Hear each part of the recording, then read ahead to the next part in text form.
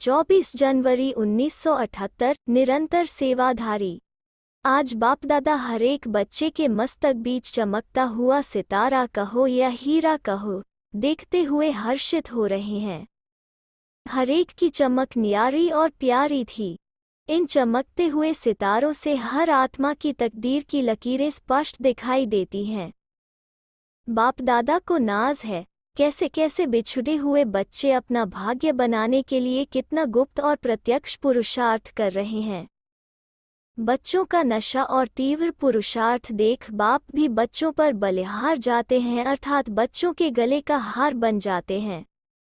जैसे हार सदा गले में पिरोया हुआ होता है, वैसे बच्चों के मुख में, नयनों में, बुद्धि में बाप ही समाया हुआ है, अर्थात बाप को अपने गले का हार बनाया है। आज बाप दादा बच्चों के गीत गा रहे थे। आज कौन सा गीत गाया? बच्चों की महिमा का। हर बच्चे में बाप को प्रत्यक्ष करने का उमंग देखा। सिवाय बच्चों के बाप प्रत्यक्ष हो भी नहीं सकता, तो बाप को भी प्रत्यक्ष करने वाले कितने श्रेष्ठ ठहरे। इतना नशा या सेवा की स्मृति सदा रहे। जैसे बाप अविनाशी है, आत्मा अविनाशी है, सर्व प्राप्ति संगमयुग की अविनाशी है, ऐसे ही स्मृति या नशा भी अविनाशी रहे। अंतर नहीं होना चाहिए। अंतर आना अर्थात मंत्र को भूलना। अगर मंत्र याद है तो नशे में अंतर नहीं हो सकता। आज तो बाप दादा मिलने आए हैं। सुनाया तो बहुत है, लेकिन आज सुनाए हुए का स्वरूप देखने आए हैं। स्वरूप में क्या देख रहे हैं? सर्विस बहुत अच्छी की, अनेक अज्ञानी आत्माओं को स्मृति अर्थात जागृता दिलाई। देहली की धरनी ने सर्व ब्राह्मण आत्माओं को हलचल में लाया।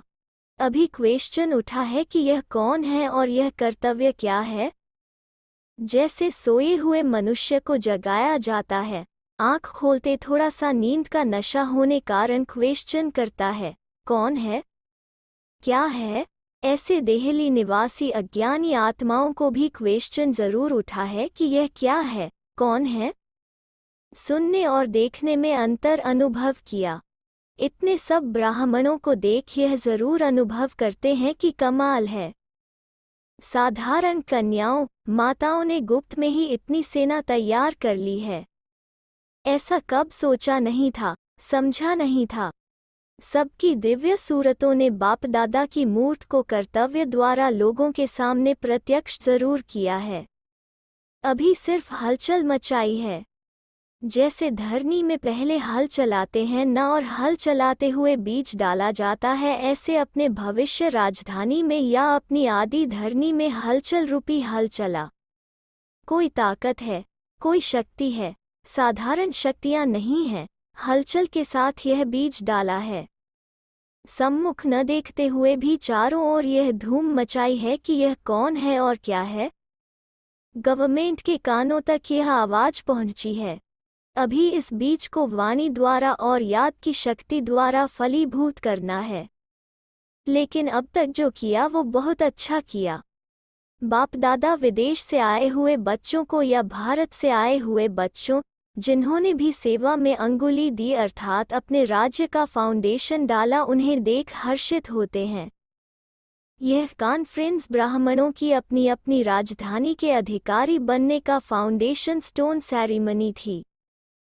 इसलिए कोई भी विदेश के सेंटर्स की आत्माएं या भारत में भी कोई जोन रहा नहीं। यह की हुई गुप्त सेवा थोड़े समय में प्रत्यक्ष रूप दिखाएगी। अभी तो गुप्त वेश में अपना फाउंडेशन स्टोन डाला है अर्थात बीज डाला है, लेकिन समय प्रमाण यही बीज फल के रूप में आप सब देखेंगे। यही दुनिया के लोग आपका आह्वान करेंगे, आजयान करेंगे। सभी की खांसी का आवाज था, बहुत मेहनत की है क्या? प्रकृति का प्रभाव ज्यादा हो गया है, इसका फल भी मिल जाएगा। विदेशी आत्माओं को यह भी अनुभव करना बहुत जरूरी है कि जैसा मौसम वैसा स्वयं को चला सके। यह भी अनुभव चाहिए। हर एक छोटे बड़े का इस सेवा में महत्व रहा। मेहनत भी अच्छी की है। पहला फाउंडेशन यह क्वेश्चन उठा है, अब दोबारा फिर क्वेश्चन का उत्तर मिलेगा। आज बाप दादा यह रुहारेहान कर रहे थे। आगे के लिए भी जैसे निरंतर योगी का वरदान बाप द्वारा प्राप्त हुआ है, वैसे ही निरंतर सेवाधारी। सोते हुए भी सेवा हो। सोते हुए भी कोई देखे तो आपके चेहरे से शांति, आनंद के वाइब्रेशन अनुभव करे। इसलिए कहा जाता है कि बड़ी मीठी नींद थी। नींद में भी अंतर होता है। हर संकल्प में, हर कर्म में सदा सर्विस समाई हुई हो, इसको कहा जाता है निरंतर सेवाधारी। बाप और सेवा। जैसे बाप अति प्यारा लगता है, बाप के बिना जीवन नहीं, ऐसे ही सेवा के बिना जीवन नहीं। ऐसे निरंतर योगी और निरंतर सेवाधारी सदा विघ्न विनाशक होते हैं। बाप की याद और सेवा, यह डबल लॉक लग जाता है, इसलिए माया आ नहीं सकती। चेक करो कि सदा डबल लॉक रहता है। अगर सिंगल लॉक है तो माया के आने की मार्जिन रह जाती है। इसलिए बार बार अटेंशन दो कि बाप की याद और सेवा में तत्पर हैं। सदा यह याद रखो कि हर कर्मेंद्रियों द्वारा बाप के याद की स्मृति दिलाने की सेवा करनी है। हर संकल्प द्वारा विश्व कल्याणकारी बन लाइट हाउस का कर्तव्य करना है। हर सेकंड की पावरफुल वृत्ति द्वारा चारों ओर पावरफुल वाइब्रेशन फैलाने हैं, अर्थात वायुमंडल परिवर्तित करना है। हर कर्म द्वारा हर आत्मा को कर्मयोगी भव का वरदान देना है। हर कदम में स्वयं प्रति पद्मों की कमाई जमा करनी है। तो संकल्प, समय, वृत्ति और कर्म चारों को सेवा प्रति लगाओ। इसको कहा जाता है निरंतर सेवाधारी, अर्थात सर्विसेबल। अच्छा, जैसे मधुबन में मेला है, वैसे अंत में आत्माओं का मेला भी होने वाला है। मधुबन अच्छा लगता है या विदेश अच्छा लगता है? मधुबन किसको कहा जाता है? जहाँ ब्राह्मणों का संगठन है, वहाँ मधुबन है। तो हर एक विदेश के स्थान को मधुबन बनाओ। मधुबन बनाएंगे तो बाप दादा भी आएंगे, क्योंकि बाप का वायदा है कि मधुबन में आना है। आगे चलकर बहुत वंडर्स देखेंगे। अभी जैसे भारत की संख्या बढ़ती जा रही है, वैसे थोड़े समय में विदेश की संख्या बढ़ाओ। जहाँ रहते हो वहाँ चारों ओर आवाज फैल जाए, क्वेश्चन उत्पन्न हो कि यह कौन है और क्या है। जब ऐसे संगठन तैयार करेंगे तो जहाँ संगठन है वहाँ बाप दादा भी हाजिर नाजिर हैं।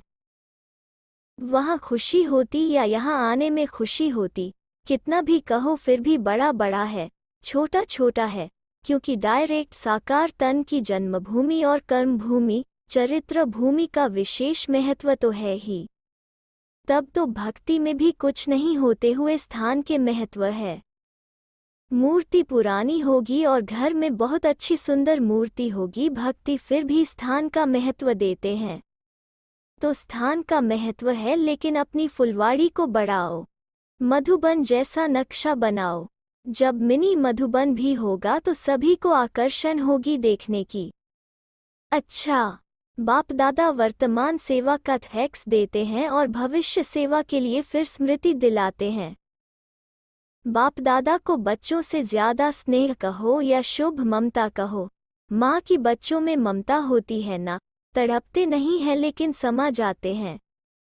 उदास नहीं होते लेकिन बच्चों को सम्मुख इमर्ज कर स्नेह के सागर में समा जाते हैं। बाप का स्नेह है तब तो आपको भी स्नेह उत्पन्न होता है ना। स्नेह है तब तो अव्यक्त से भी व्यक्त में आते हैं। ऐसे स्नेह के बंधन में बांधने वाले, स्नेह से बाप को प्रत्यक्ष करने वाले, सेवा द्वारा विश्व के कल्याण अर्थ निमित्त बने हुए, सदा महादानी और वरदानी, ऐसे निरंतर योगी, निरंतर सेवाधारी बच्चों को बाप दादा का याद, प्यार और नमस्ते। 14 फरवरी